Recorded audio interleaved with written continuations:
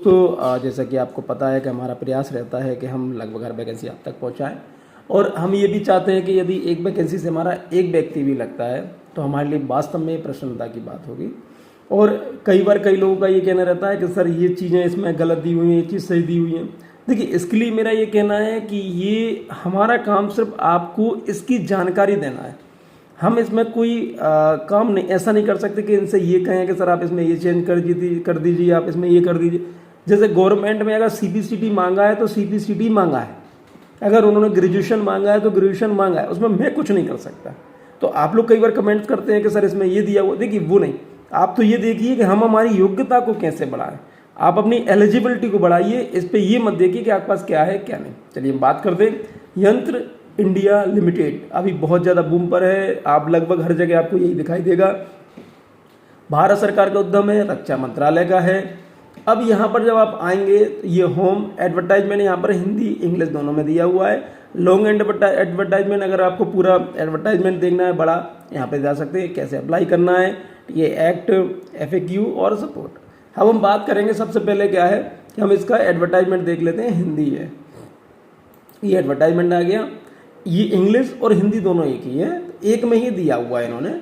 अब हम इसको थोड़ा सा देख लेते हैं तो हल्का सा आपको ये समझ में जाएगा कि एक्चुअली करना क्या है और ये करती क्या है।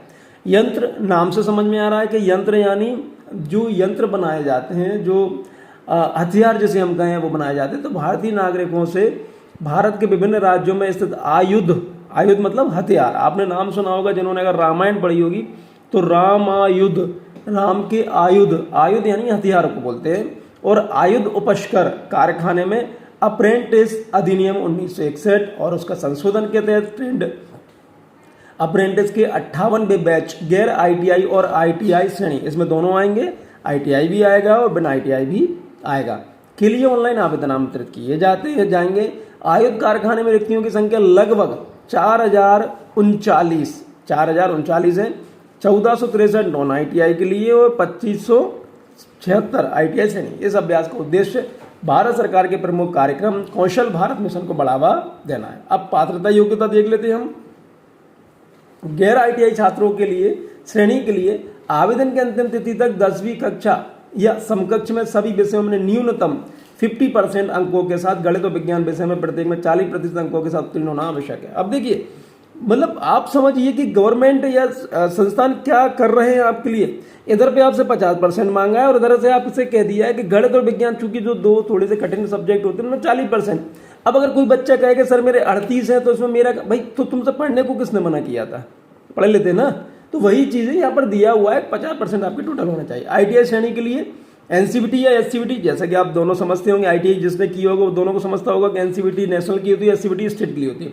दोनों द्वारा मान्यता प्राप्त किसी भी संस्थान से प्रासंगिक ट्रेड परीक्षा उत्तीर्ण होना चाहिए या कौशल विकास उद्यमिता मंत्रालय के गजट अधिसूचना के माध्यम से निर्दिष्ट कोई अन्य प्राधिकारी श्रम और रोजगार का मंत्रालय द्वारा मान्यता प्राप्त संस्थान से प्रासंगिक ट्रेड परीक्षा उत्तीर्ण होना चाहिए। उपरोक्त योग्यता के अतिरिक्त 10वीं कक्षा या समकक्ष में सभी विषयों में वही 50% अंक के साथ होना चाहिए। मैट्रिकुलेशन और ITI दोनों में न्यूनतम, दोनों में 50% होने चाहिए। उपरोक्त योग्यता उम्मीदवार के पास ऑनलाइन आवेदन अंतिम तिथि तक होनी चाहिए। अगर जब आप जिस दिन आप आवेदन कर रहे हैं उस दिन तक होनी चाहिए। आयु की अगर हम बात करें तो प्रशिक्षु न्यूनतम 14 वर्ष और खतरनाक उद्योगों से संबंधित निर्दिष्ट ट्रेडों के लिए 18 वर्ष, अधिकतम आयु सीमा 35 वर्ष है। विस्तृत विज्ञापन इन्होंने कह दिया है कि भैया ये वेबसाइट आप यहाँ पर देख सकते हैं, यंत्र-india.co.in पर आप देख सकते हैं इसको, ठीक है। कृपया ध्यान दें, यहाँ पे पूरी चीज़ दे दी गई है कि यहाँ पर ये आप देखें शुद्धि पत्र वगैरह ये कई सारी चीज़ दी हुई है। तो आप यहाँ पे इस वेबसाइट पर आप अपडेट रहिए, पूरी जानकारी आपको मिल जाएगी। चलिए हम बात करते हैं। Online submission of application does not imply that candidate has fulfilled all the criteria mentioned in the notification. Selection shall remain subject to subsequent scrutiny of documents and candidature may be cancelled if the candidate not eligible. अगर candidate इसकी योग्य नहीं है तो उसका आवेदन निरस्त कर दिया जाएगा, ये यहाँ पे कहा गया है। अब और ये देख लीजिए, रीड कंप्लीट पहले आप पढ़ लीजिए, उसके बाद आप आवेदन करिए, जो कि मैं हर बार कहता हूँ। Advertise computer PC filling online application, बिल्कुल वही कि भाई जब आप पर्सनल यूज़ करें, पर्सनल कंप्यूटर आप यूज़ करिए, फिलिंग जब आप ऑनलाइन एप्लीकेशन करें, डोंट यूज मोबाइल से आप इनको देखिए मैं वही बोलता हूँ ना कि आप हर काम जो क्या वो मोबाइल से करने लगे, भाई कंप्यूटर से करिए। आपके पास नहीं है तो जो लोग एमपी ऑनलाइन या कहीं का काम करते हैं उनसे आप चले जाइए, उनसे आप करवाइए। जो कंप्यूटर का शॉप जिसे हम कहें, कियोस्क जिसे हम कहें, उसके पास चले जाइए। प्लेन से रिलायबल इंटरनेट देख लीजिए। जब आप पेमेंट कर रहे हैं तो पेमेंट में इंटरनेट की व्यवस्था है या नहीं। Please don't press back button आपको नहीं करना है, रिफ्रेश नहीं करना। फिर ड्यूरिंग ऑनलाइन फी पेमेंट अगर जब पेमेंट कर रहे हो तब। अब वैकेंसी अम्युनिशन फैक्ट्री खड़की की अगर हम बात करें तो यहाँ पर इन्होंने शुद्धि पत्र निकाला हुआ है। आप यहाँ पर क्लिक करेंगे हो जाएगा।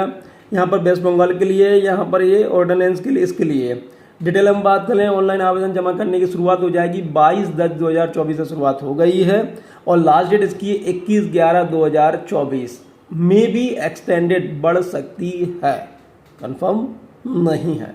चलिए, ऑनलाइन पंजीकरण के लिए क्रम ये दिया हुआ है। मूलभूत विवरण के साथ आवेदन पत्र भरें। मोबाइल पर प्राप्त ओटीपी दर्ज कर अपना मोबाइल नंबर सत्यापित करें। ईमेल पर प्राप्त ओटीपी दर्ज करके अपनी ईमेल आईडी सत्यापित करें। आपको और अपनी ईमेल पर लॉगिन आईडी और पासवर्ड प्राप्त होगा। अब आप सफलतापूर्वक पंजीकृत हो गए। ये नया पंजीकृत, ठीक है। पंजीकृत उम्मीदवार आवेदन करें या ऑनलाइन पंजीकरण के लिए, पंजीकृत के लिए कैसा, अपनी यूजर आईडी पासवर्ड के साथ साइन इन करें, आवेदन पत्र भरें और अपनी फोटो, हस्ताक्षर और संबंधित समर्थन दस्तावेजों की सॉफ्ट कॉपी अपलोड करें। अंतिम सबमिशन से पहले दर्ज किया गया डेटा सही से होने की पुष्टि करें। अब यहाँ पर जो दिया हुआ है कि पे द फीस 200 रुपये और 100 रुपये SC/ST female other exclusive transaction charge इनके लिए नहीं लगेगा। Additional payment gateway charges are, जो गेटवे का जो एक्स्ट्रा लगता है वो आपको देना पड़े। इंटरनेट बैंकिंग वाया SBI 10 रुपये पर ट्रांजेक्शन प्लस GST। अब यहाँ पर जो आप देखेंगे तो इसकी आप शुल्क देख लेंगे, यहाँ पर पूरा हिंदी में दिया हुआ है, ठीक है। भुगतान को छोड़कर महिला ऐसी के शुल्क का भुगतान छोड़कर भुगतान गेटवे अतिरिक्त इस प्रकार है। इंटरनेट बैंकिंग 10 रुपये, इंटरनेट बैंकिंग अन्य बैंक के 15 रुपये, डेबिट कार्ड 0 प्रति लेन देन, डेबिट कार्ड अन्य 2000 रुपये लेन देन का 0.40% GST, credit card Visa Master लेन देन राशि का 1.25% प्लस GST, UPI 0 प्रति लेन देन, UPI NEFT 15 रुपये, नगद चालान, वॉलेट लेन देन। आवेदन पत्र की प्रिंट निकालें, यहाँ से आप इसको कर सकते हैं। आवेदन करने के लिए लॉगिन कर सकते हैं। पूरी कंडीशन है, पूरी आप चीज़ें देख लीजिए। और जो मैंने कहा था यहाँ पे कि जो शुद्धि पत्र यहाँ पर है, ये जिसे हम कहें कि लॉन्ग एडवर्टाइजमेंट है, ये आप देखेंगे उड़ीसा वगैरह सब जगह की यहाँ पर दिया हुआ है। इन्होंने कहाँ पर क्या क्या पूरी कंडीशन है, यहाँ पर सब चीज़ों को दिया हुआ है, देख सकेंगे आप। ये एडवर्टाइजमेंट हमने देख ही लिया है। ये शुद्धि पत्र है ऑर्डिनेंस परच्यूट फैक्ट्री कानपुर की। देन ये है रिफिल फैक्ट्री ईसापुर और ये है पुणे की। पूरी कंडीशन दी हुई है। आपको जो भी देखना है यहाँ पर देखिए, समझिए, उसके बाद ही आप इसमें आवेदन करिए। चलिए, बहुत बहुत धन्यवाद, थैंक यू।